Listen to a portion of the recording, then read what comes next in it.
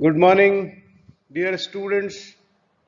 I hope you are enjoying the online home learning and doing justice to your duties, not in a low mood but in a high spirit.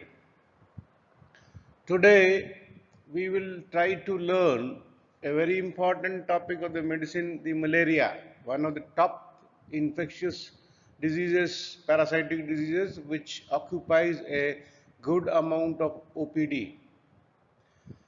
The with malaria, there is also one organism, babesiosis, babesia. Babesia is a parasite which is infecting the cattle and the sheep. But occasionally it can come to the humans also, and morphologically similar to malaria parasite. So that is why it is kept with the malaria. So I hope you will enjoy learning, listening to this PowerPoint presentation on malaria and babesiosis. Malaria has been a important problem to the human population. The sickness, the mortality and the morbidity interferes with so many things in the humans.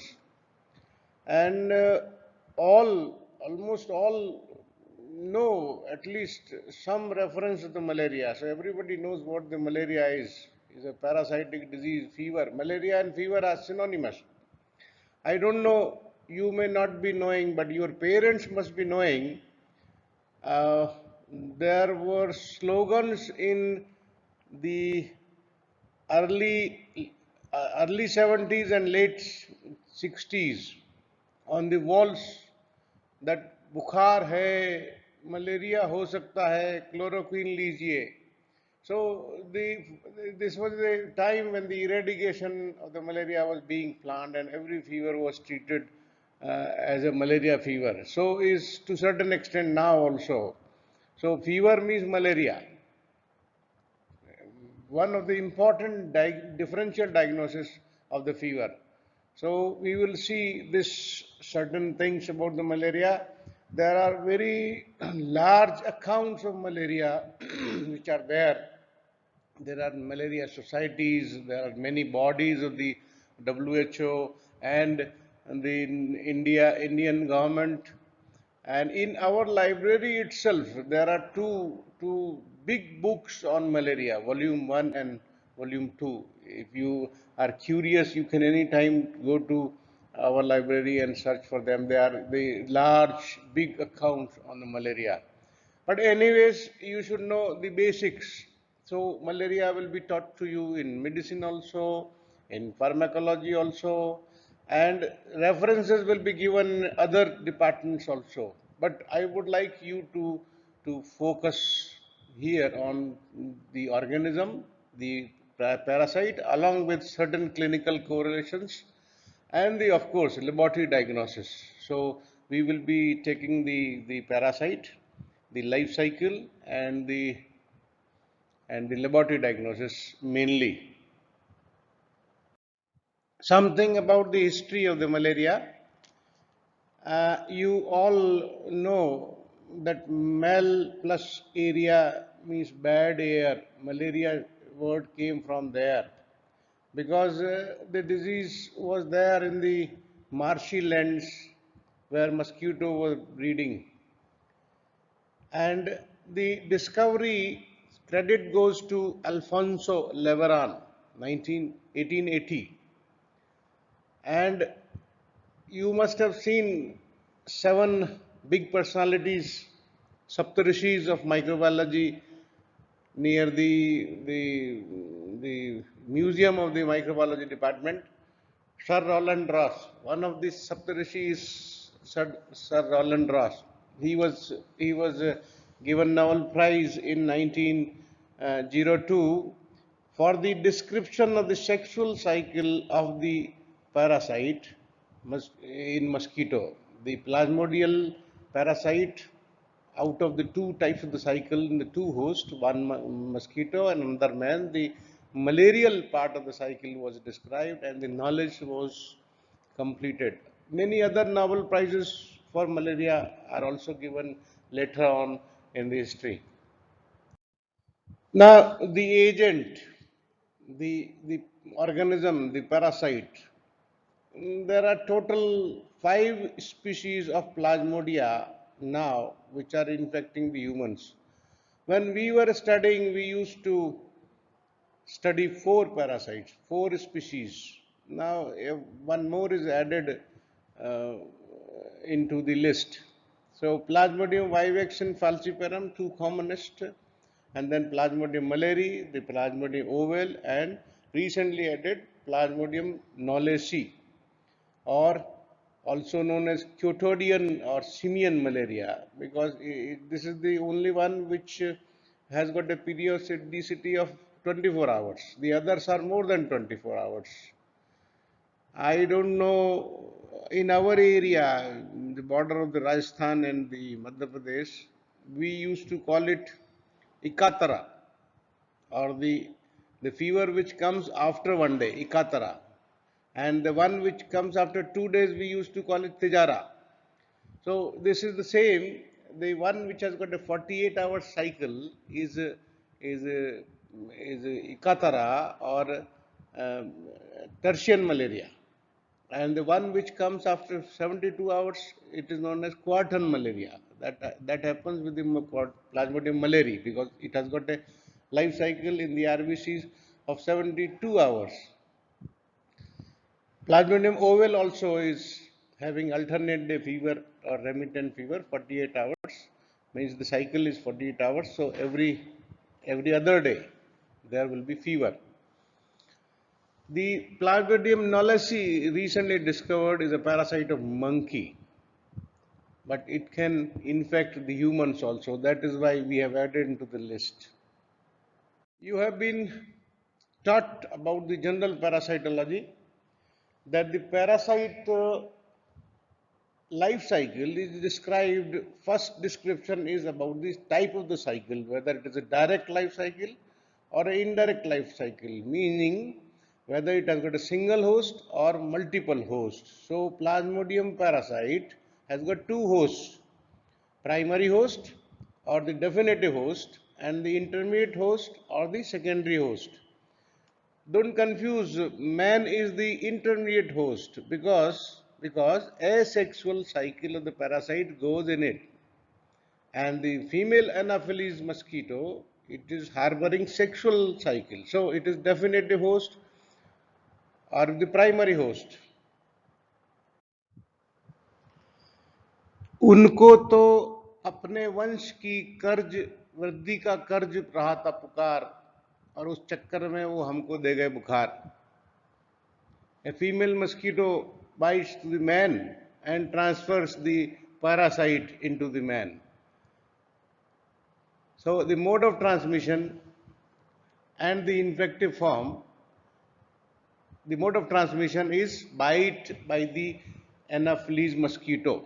These sporozoites are there, and those sporozoites, they are transferred when the female parasite, female mosquito bites the man. Rarely other modes can also be there, like blood transfusion. You have transfused the blood which was already having some of the stages of the parasite, or it can transmit through the placenta. It can happen to the child, the baby, from the mother. Now, the human cycle, now, the sexual cycle in the mosquito, we will see that also, but then the primary, since we are the humans and we are more concerned about the humans, the human life cycle has got 3 parts. We can learn human cycle in 3 sections: pre-erythrocytic or hepatic cycle, erythrocytic cycle, erythrocytic schizogony, and gametogony. So schizogony is the asexual reproduction, asexual division. So it can be called erythrocytic schizogony, pre-erythrocytic schizogony. Since it is happening in the liver, it is known as hepatic cycle. And the main cycle where there is a problem in the human host is erythrocytic cycle. And gametogony is escape cycle, escape part of the parasite. It leaves the host. From the secondary host, it is ready to be picked up by the primary host, the female mosquito. Now, there is a question which can occur to any mind that why the female mosquito wants to inject something. It can suck its the blood and then go away. Why it is giving the malarial parasite to us? So the answer is that when the female mosquito sucks the blood, there are chances of clotting of the blood, and there is blocking of the proboscis of the female mosquito, and that blocking may prevent it from sucking the blood. So to prevent that, it injects its saliva in which already there are sporozoites. So that saliva contains anticoagulant material. So because of that, the injection of the saliva is there initially before sucking, and that is enough to inject the spores. So when the female mosquito sucks the blood, the asexual forms they are digested, and the sexual form, that is the gametocytes, they remain and they go for further development.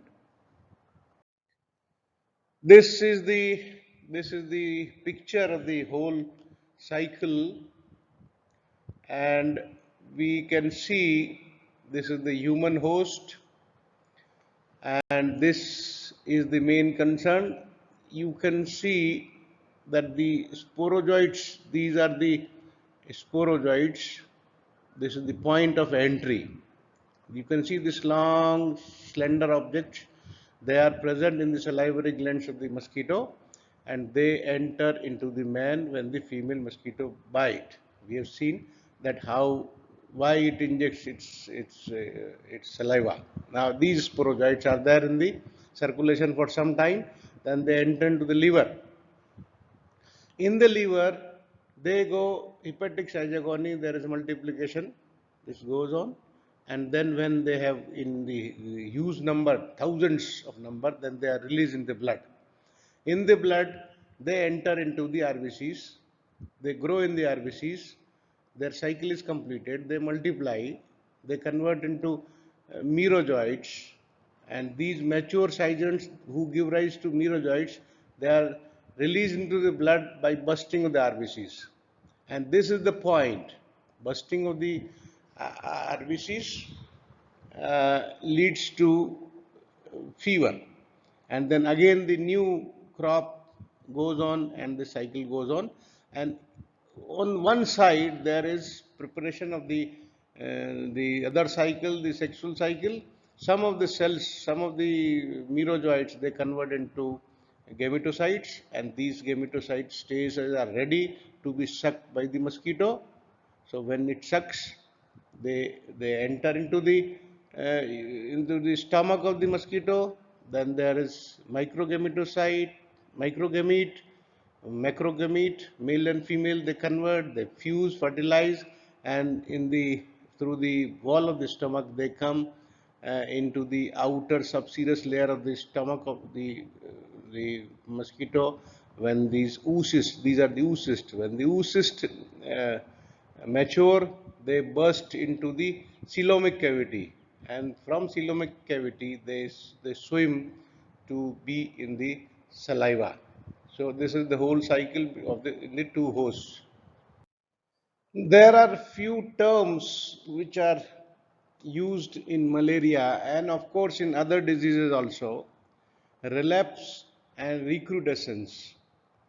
So relapse is an understandable term. Relapse means the disease has occurred again. So this is seen in the in the in the in the Plasmodium vivax and oval. What happens actually? The few sporozoites, they do not develop into pre-erythrocytic zygote, means from the liver to to RBC journey they do not do. They do not go to RBCs. They remain dormant in the liver, and here they are known as hypnozoites. And this can happen for the 3 weeks to 1 year. So for 3 weeks to 1 year, they can remain in the liver and silent. And whenever there is opportunity, they reactivate and then they can initiate the erythrocytic cycle and there is a relapse of malaria. On the contrary, there is a recrudescence. Recrudescence where there is no new infection. Already the organism was there. It didn't die fully. So it is seen in almost all species, but it's more common in the falciparum and malaria. And this is due to persistent of drug-resistant parasite in falciparum malaria, even after completion of treatment. So treatment of the falciparum malaria is given, but still the parasite did not die because it was drug resistant. In P. falciparum, long-term recrudescence are seen as long as 60 years. And this is due to survival of erythrocytic stages at low undetectable levels in the blood. I am surprised at how they can relate the recrudescence of 60 years. The new infection, I am confused with the way they are finding out it.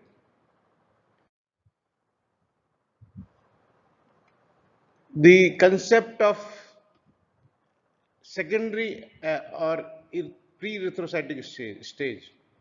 So there are the theories of the relapse and recrudescence. Earlier, it was postulated that relapse occurs due to secondary or exoerythrocytic stage, where a proportion of hepatic neurozoids released from pre-erythrocytic sojourn attack the liver cells again.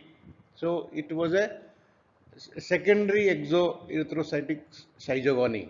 But now it is believed that this secondary pre-erythrocytic stage does not occur and relapse occurs due to sporozoites undergoing dormancy during primary erythrocytic stage. That means they remain in dormant stage, hypnozoitic state, they do not come out.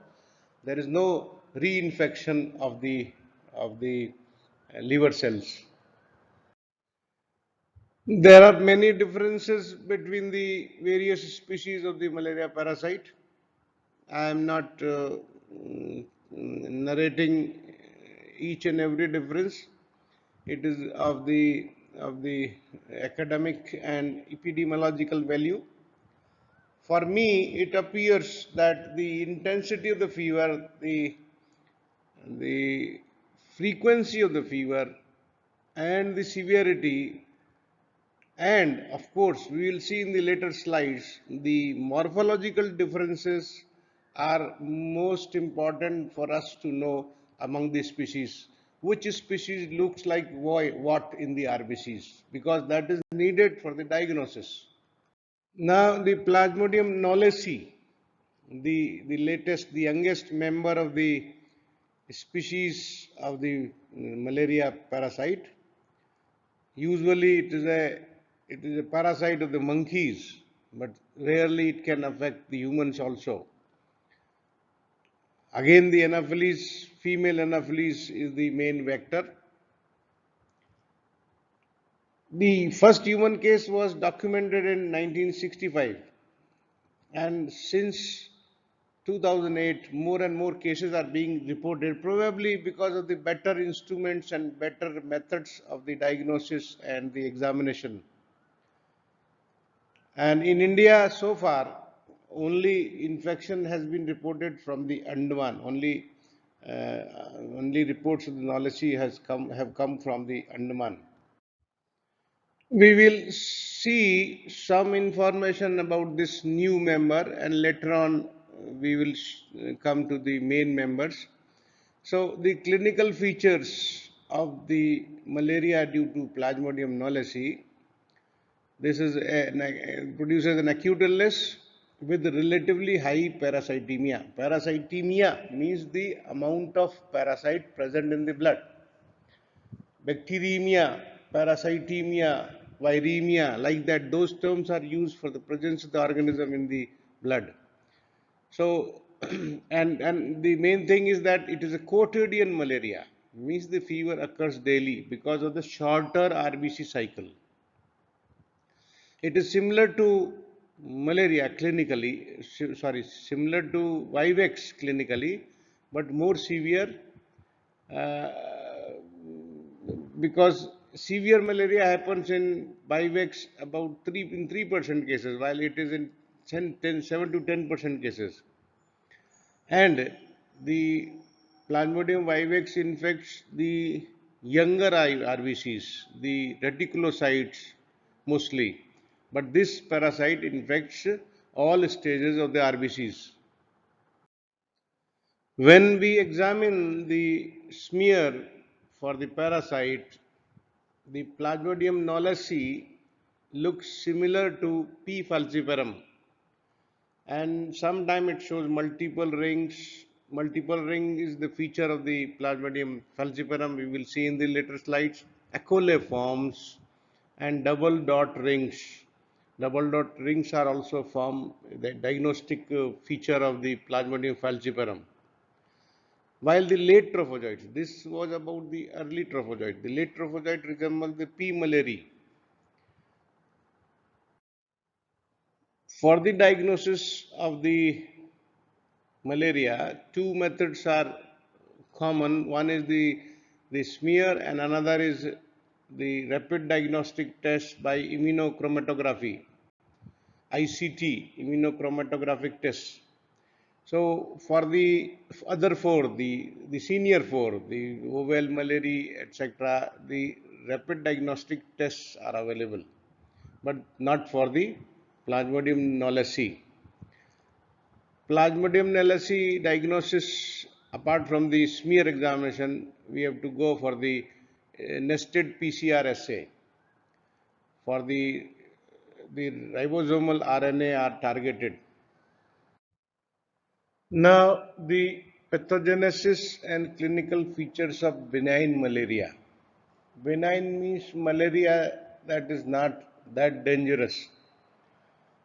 BTM, MTM, QM means benign tertian malaria, malignant tertian malaria, and quartan malaria. These were the terms commonly used earlier to describe the malarial fever.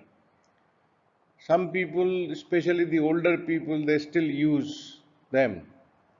So, benign, as the term suggests, benign malaria is milder in nature. It is caused by all four species, and it is characterized by a triad of febrile paroxysm, anemia, and splenomegaly. The febrile paroxysm is intermittent depending upon the species. 42-hour cycle of the malaria brings fever every fourth day, and the rest of the species who have got 48-hour cycle of the RBC, they have got fever every third day. Now this paroxysm corresponds to the release of successive broods of merozoites in the bloodstream at the end of the RBC cycle. The febrile paroxysm consists of three stages: cold stage, hot stage, and sweating stage. When there is when there is bursting of the RBCs, there is release of the pyrogens which reset the hypothalamic thermostat to a higher point. So that is why cold is felt, cold and shivering. That is cold stage. Then the temperature goes up, the hypothalamus directs whole body to set this temperature at high. Then the heat is there, there is no cold, and temperature is there. Then the chemicals, they are digested, they are metabolized, and there is no more influence on the thermostat, and the sweating starts and the fever starts coming down. But then the classical paroxysm of fever coming after alternate days or after 2 days may not be there, because there may be different maturations of the generations of the cycles are going on in the same patient. And especially in falciparum, the fever is more irregular and even continuous. Actually, it is not 48 hours, it is lesser than that, the cycle, the RBC cycle. So there is maybe continuous fever with marked prostration, headache, and nausea. Then it is understandable that there is destruction of the RBCs, because RBCs are parasitized. So the patient develops normocytic normochromic anemia because of the parasitic destruction of the RBC. There is splenic removal of both infected and uninfected RBCs, which are coated with immune complexes. Say, what happens? The immune system makes the antibodies, and these antibodies they coat the RBCs, and this is the target of the scavenger or the immune phagocytic cells. Then bone marrow is also suppressed, and this all leads to decreased RBC production and ultimately anemia.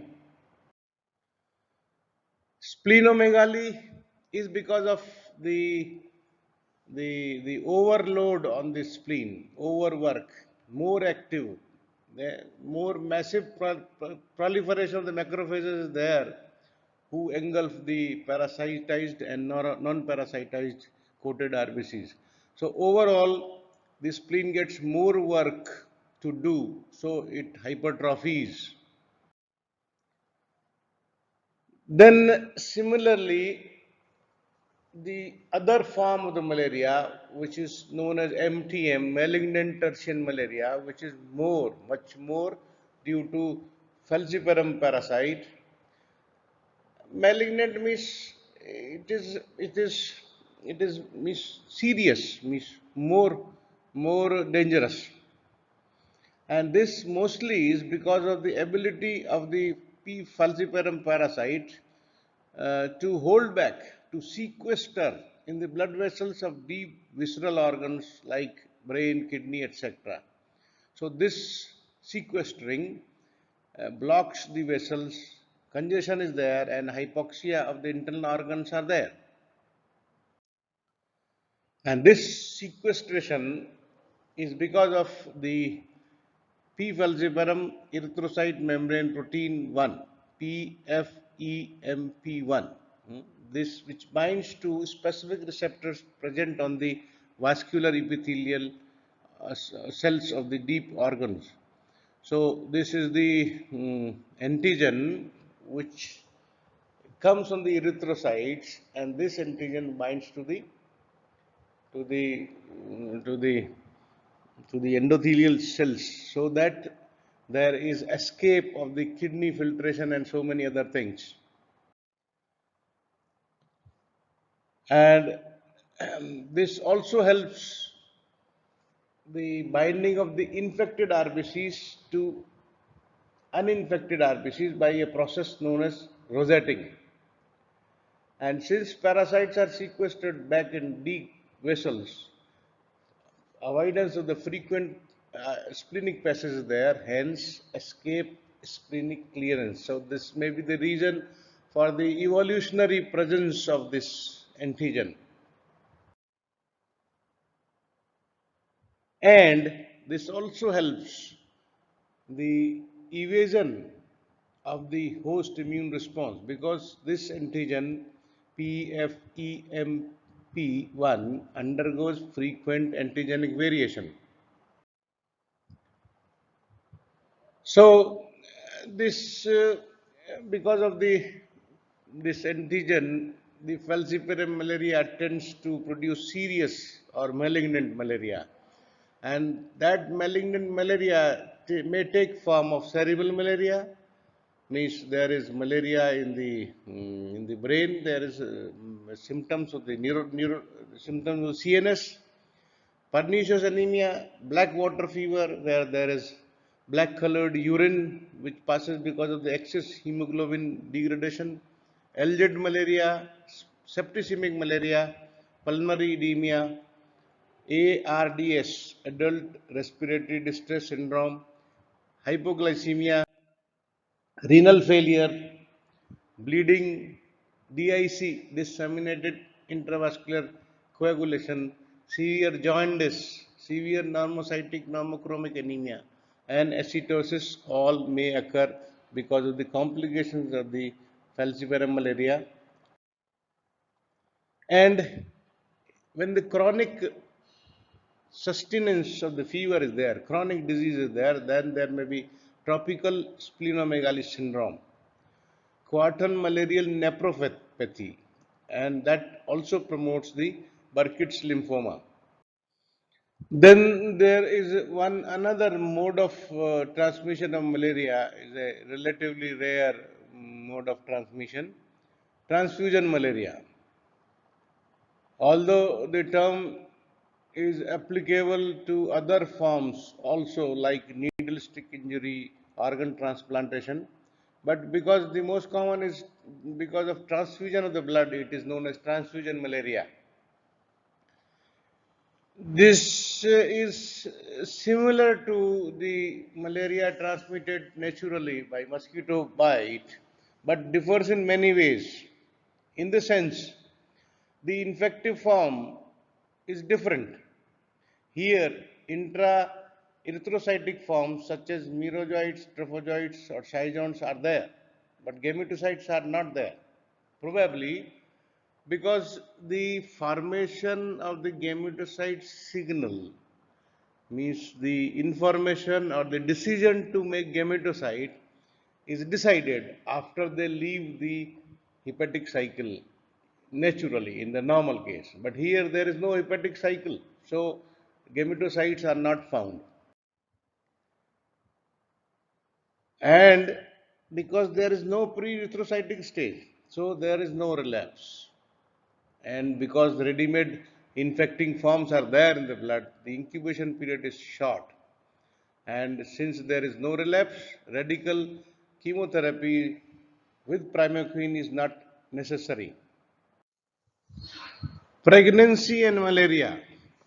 We know that the fetus and the mother both are at a physiological stress.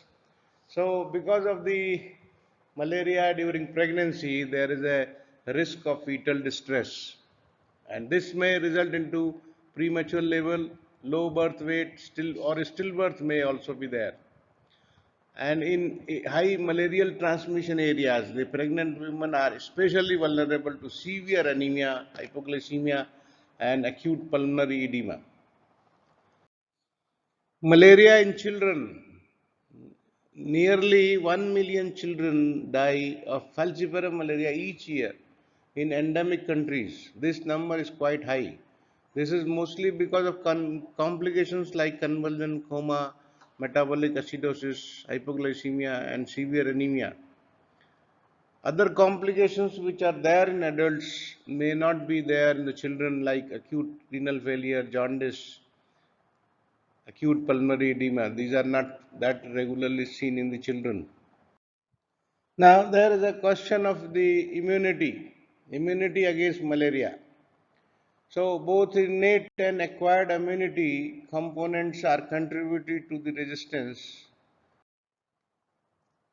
and the innate immunity is by various mechanisms inherent to the host, like the age of the RBCs, nature of the hemoglobin, some hemoglobins because of the presence of some types of the little abnormal hemoglobin, the RBCs are resistant to the invasion by the parasite.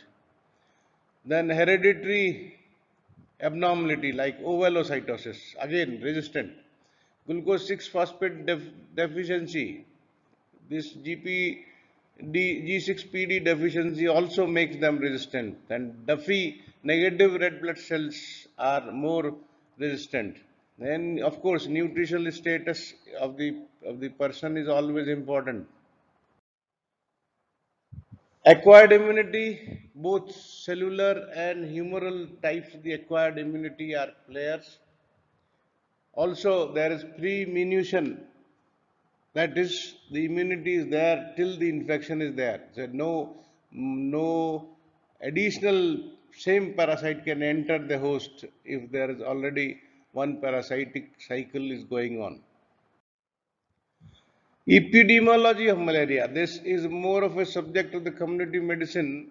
I will not go into any details of the epidemiology, but this is one of the most lethal parasitic diseases. 108 countries transmission is the malaria is there involving 3 billion people. This is quite high number. So this epidemiology we will not delve into. I'll end the epidemiology slide with the statement that every year World Malaria Day is celebrated on 25th April, and anti-malarial month is celebrated every June. Now, laboratory diagnosis of the malaria. This is the main domain of the microbiology. Many ways to diagnose malaria is there in the laboratory. Of course, clinical diagnosis is a separate issue. You will be reading in the medicine classes. You have to have suspicion clinically, then only going for a laboratory diagnosis will be better. So, one of the old method of the diagnosis is microscopic test or the microscopic slides or the blood films are prepared, and this is considered yet as a gold standard. Two types of the smears are prepared: thick smear and thin smear. Thick smear is for the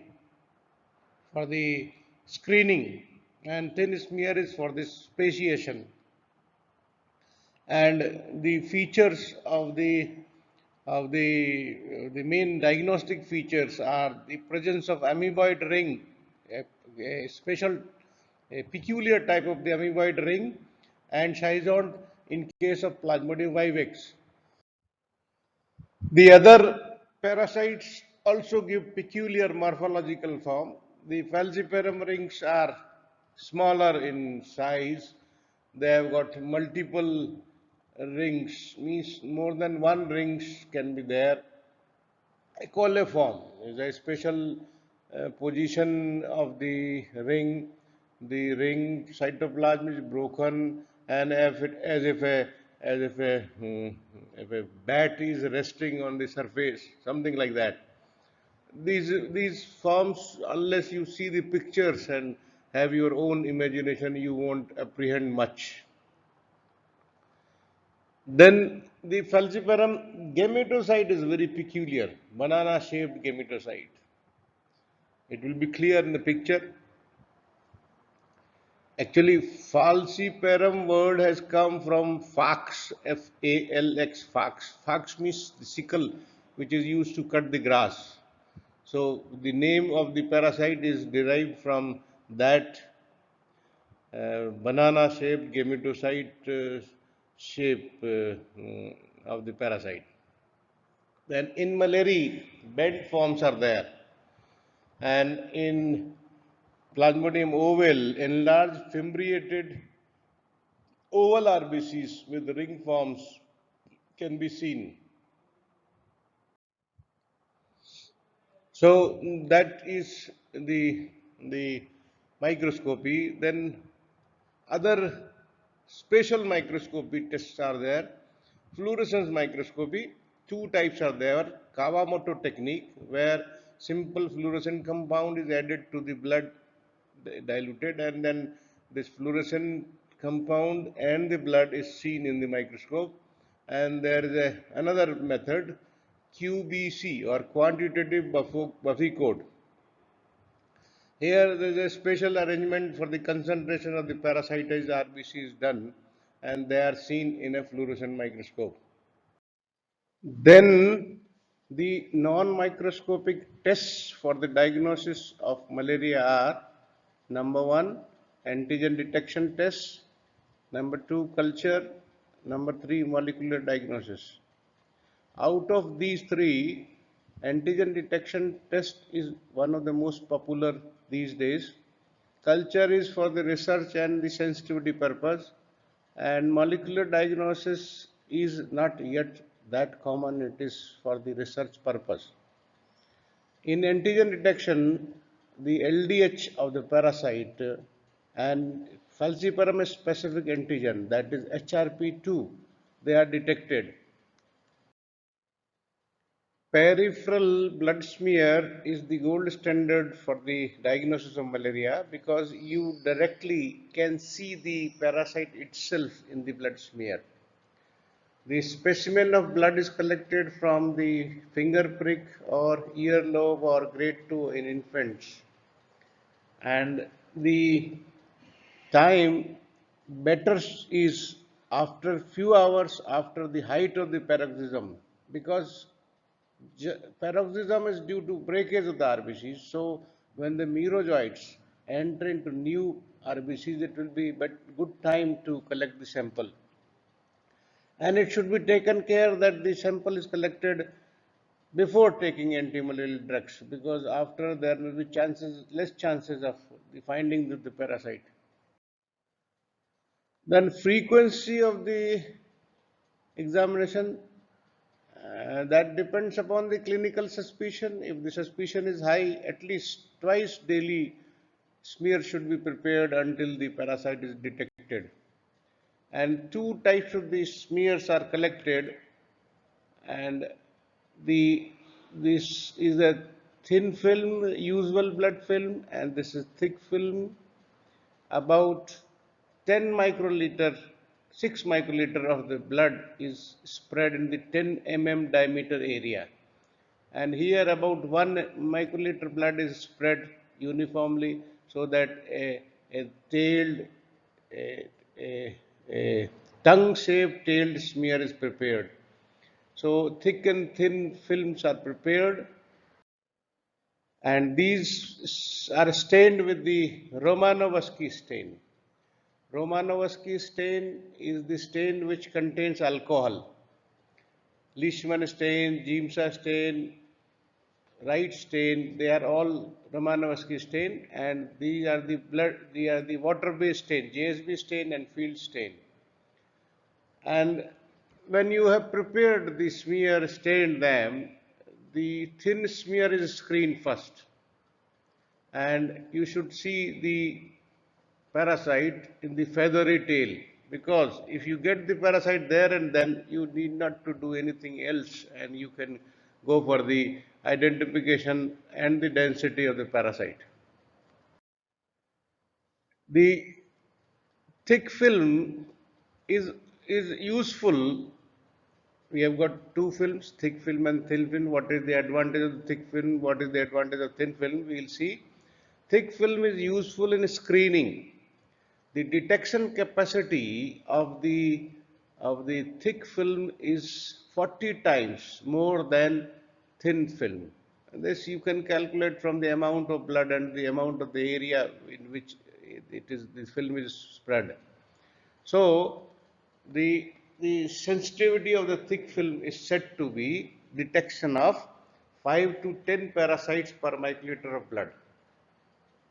And it is easy to quantify the parasitemia by thick film. And demonstration of the malaria pigments is also easier in thick film. While the thin film advantage is that speciation can be done, means which species it belongs, the parasite. So these are the various species, these are the stages of the Plasmodium vivax. You can see the ring stage, the first early trophozoite, then the amoeboid state, then the zygont, then the gametocyte, male and female gametocytes. Similarly, you can see here in the falciparum, more than one rings are present. This is the equiform, as if some bird is resting on a surface. Then the pigments are also darker, and this is the schizont is smaller and more compact. The gametocytes of the P. falciparum are very peculiar. So, like that, the morphological differences between the species helps in the speciation of the smear as to by which species of the plasmodia the patient is suffering. Disadvantages of the peripheral blood film, thick and thin film, is that it is labor intensive and it requires experienced microscopist. If it is not there, it will be difficult to detect. There may be wrong interpretations and so on. They say it is having low sensitivity. In general, more than 200 parasites per microliter of the blood are required to look at the parasite in the thin film. And thick film, of course, is sensitive, but it has to be combined with the thick and thin film combination for the diagnosis. These are the morphological features which are very important in the diagnosis. This is how the Plasmodium vivax various stages are seen. You can see classical ring stage, cingulate ring stage, early trophozoite. This one is the nuclear material, and this is the cytoplasm. Then this parasite grows and it becomes larger with the chromatin being little dispersed and the cytoplasm also growing. And then the schizont, the early, middle and late schizonts, they appear, and then there can be seen, you can see here many merozoites are there. Merozoites means next generation parasite. This is the falciparum. We have seen in earlier also multiple rings, ecole formation, double dot. You can see two dots instead of one dot. Peculiar gametocyte. The longer and the pointed tail one is female, and the blunter one is the male. And this is how the falciparum's morphology is there. Falciparum and these two are commoner ones. The others also are there, which we have to look, but then their incidence is lower. Then the quantitative Buffy coat examination. This is a little complicated procedure where a capillary tube is there, which is coated with the heparin as well as a fluorescent dye. This acridine orange is a fluorescent dye.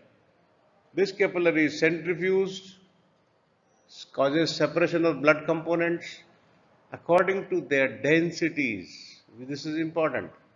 So they say the parasitized RBC are the lightest among the RBCs. So these RBCs are at the top. They form discrete layers, and the RBCs which are infected, they are at the top. Then there is an introduction of I'll show you in the next slide. There is introduction of a float.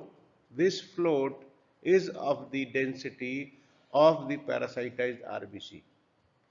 So we will see in the next slide. This is the float is not seen here. Inside there is a float which has got a density equivalent to parasitized RBCs. So the parasitized RBC, they make a this uniform layer, and when this is examined, you can see here. This is the region. This whole this much is the float, and this region is selected, and this region is almost unilayer layer and unicellular layer around the float, and this is focused in the fluorescent microscopy, and we see the fluorescent structures like these. These are the rings of the P. falciparum, and these crescent shaped gametocytes are seen.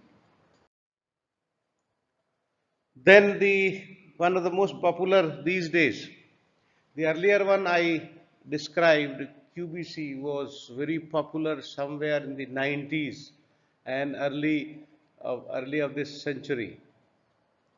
But now it is almost obsolete. Now, most of the time, the rapid diagnostic test, antigen detection, and the microscopy is prevalent.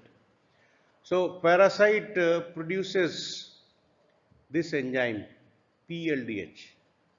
So, this enzyme is detected in the blood. The presence of this enzyme is detected. So, this is produced by the trophozoite and gametocytes of all species.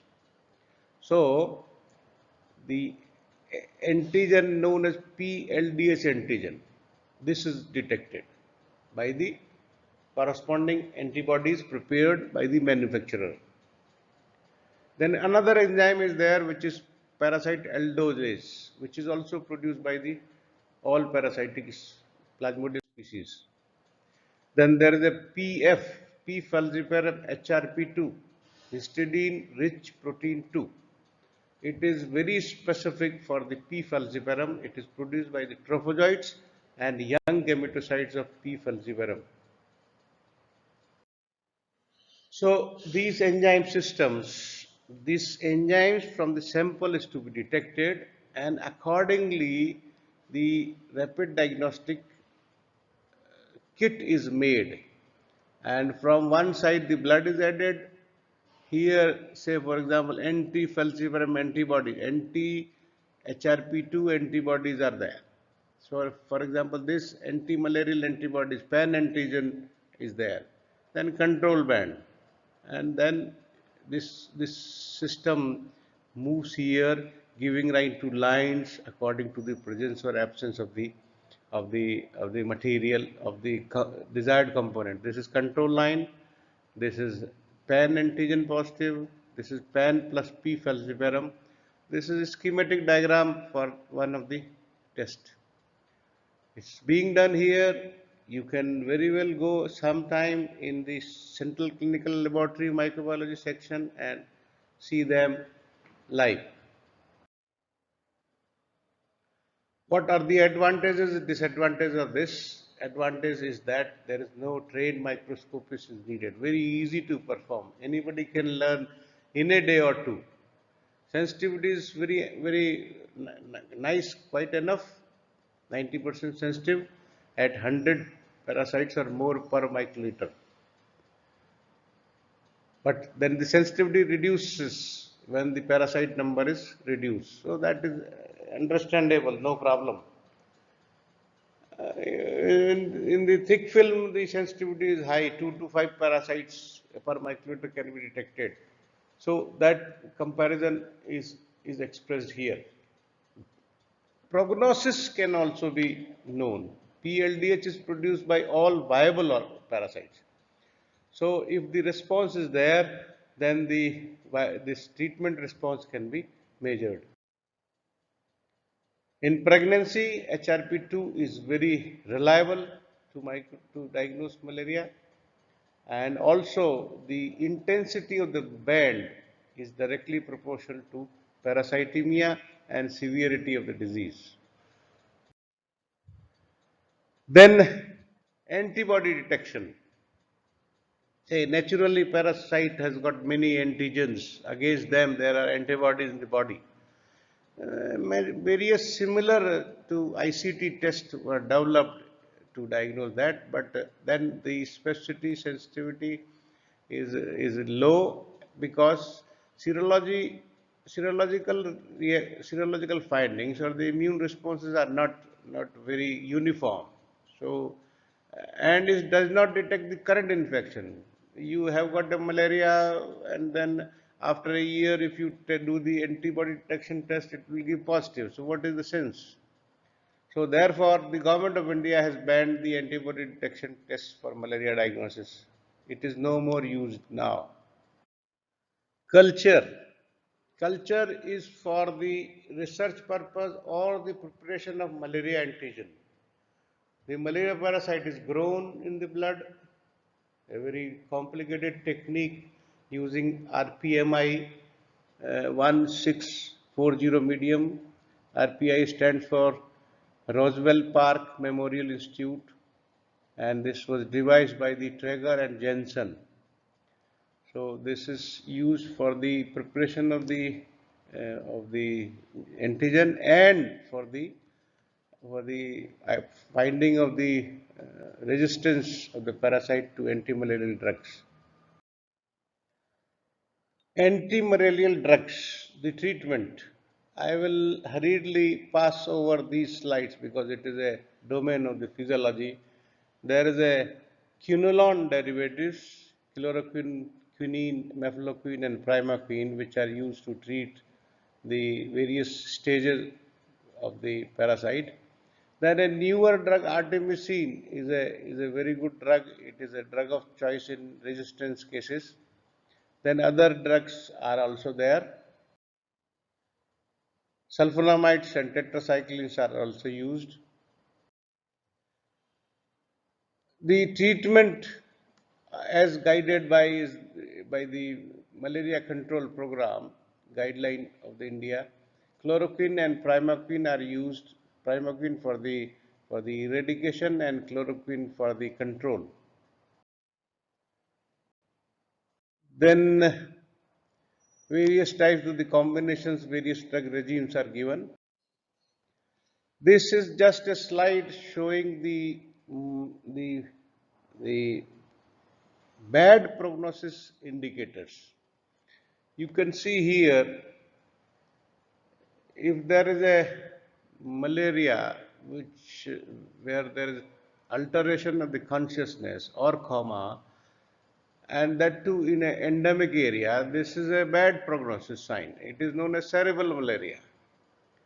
Or there may be related generalized convulsions, renal failure, jaundice, severe anemia, pulmonary edema, hypoglycemia. These are all sign symptoms of the severe malaria indicating bad prognosis where the mortality rate can increase.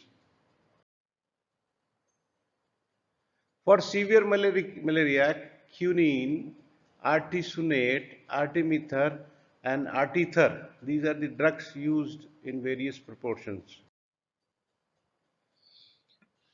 Then the drug resistance is a very complicated issue.